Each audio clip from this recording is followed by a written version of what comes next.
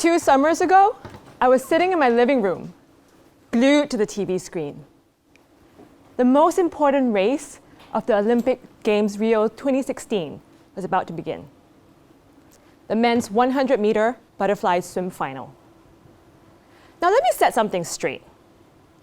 I am not a sports fan. I barely even make it to Arriaga Gym, and I live just across the street. But this race was different. The usual big names were swimming. Michael Phelps from the US, Charles Leclerc from South Africa. They were the favorites touted to win. It was going to be a very tight race. But these weren't the guys I was watching the race for.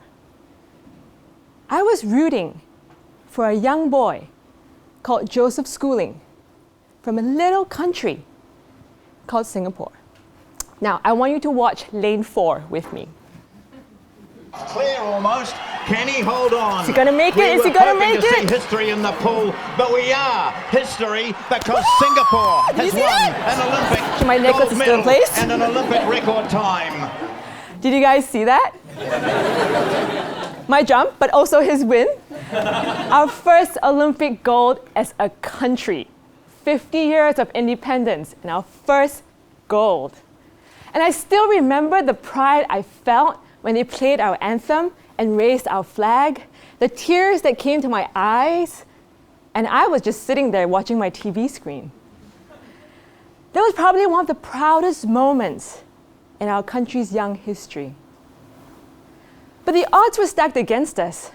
So few people thought we would make it to the final, much less make it to the top. But our boy Joseph, he had a dream. David against Goliath. The little country that beat the odds. That day, Joseph fulfilled his own dream, but he also fulfilled the dreams of an entire nation who pinned its hopes on him. I'm not a competitive athlete. I'm a public servant. But in so many ways, it's really not that different.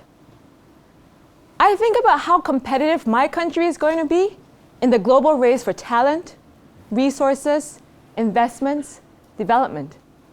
I think about what nation my country wants to be and how we're going to get there. How do you build a nation? A nation is built on stories like Joseph's. Stories of dreams. Your dreams, mine, our families, our communities. But also the blood and the sweat and the tears that we've poured in to get us to where we are. Even Martin Luther King had a dream. A nation is built on all those dreams and the discipline and the sacrifice that got us here. Just 50 years ago, Singapore was the third world country, newly independent from the British, no natural resources. It was during this time my grandparents raised a family when the country had almost nothing. There were no industries, no jobs. It was about survival then, not about dreams. My mom growing up remembers one packet of noodles being shared amongst 5 children. One pair of shoes passed down from child to child. That by the time it got to my youngest aunt, it was tattered and torn. My grandfather could only find employment as a clerk in the police force. And even then, his meager salary of $200 a month wasn't enough to raise a family of 6. And so he had to double up as a watchman at night. Life was tough, but that was life then. Everyone thought that this new country would fail. You couldn't even find us on the map. We were that small.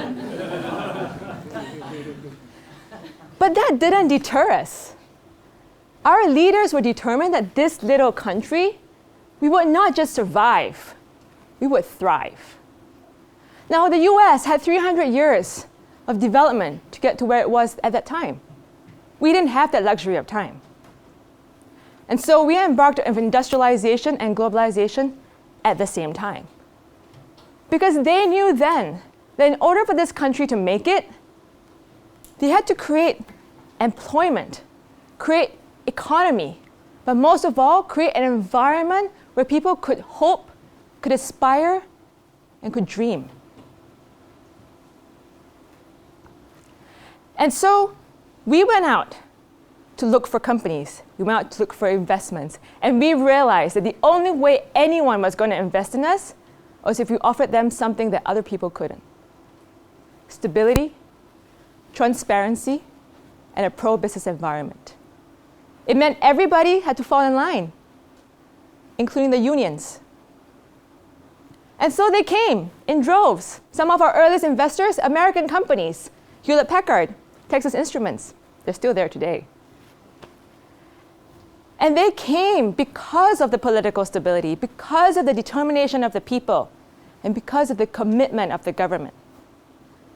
So they built factories, hired thousands of people, people including my family members, their neighbors, and their friends. By their very presence, these companies required local services. And so that gave my parents the chance to be small business owners, start their own company, be their own boss, because that was their dream. And as Singapore came from third world to first, my family also moved up socially and economically. That by the time it got to me, I could be anything I wanted to be. I could be a doctor, an entrepreneur, Miss Universe. That was a privilege I grew up with. I speak 3 languages. I've lived on 3 continents. I love Shakespeare's soliloquies as much as I love Elvis's blue suede shoes. And I'm just as comfortable having burritos for lunch at Arbuckle as I am having Chinese food. I am who I am because of my family and also because of my country. A country which today has a per capita GDP comparable to that of the US. And we're just 5.5 million people. We also have one of the most spectacular skylines. Not biased.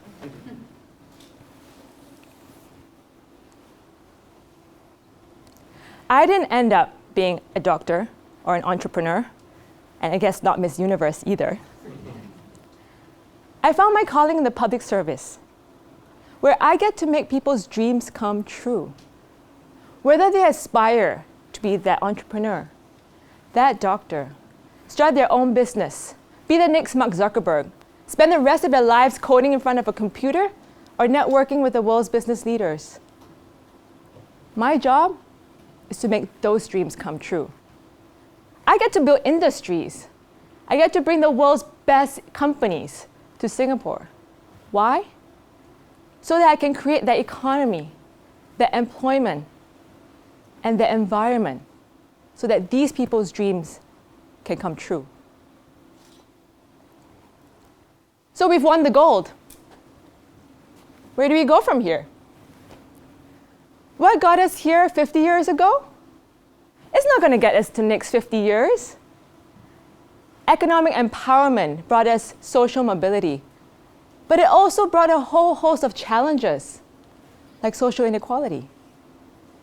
And we have to address those challenges as we build for the next 50 years, the next 100 years, as we continue to build the country for people to dream. We started off as a nation that beat the odds. We did it with discipline, hard work, sacrifice. When Joseph Schooling won that gold medal and he brought it home, he embodied not just our dreams, but all the values that make us a nation. 50 years ago, we would never have imagined the day we had won an Olympic gold medal. And we did, with our dreams and with our values. And if Singapore can beat the odds, this little country, then perhaps other cities and other countries can too. After all, a nation is built on dreams. Thank you.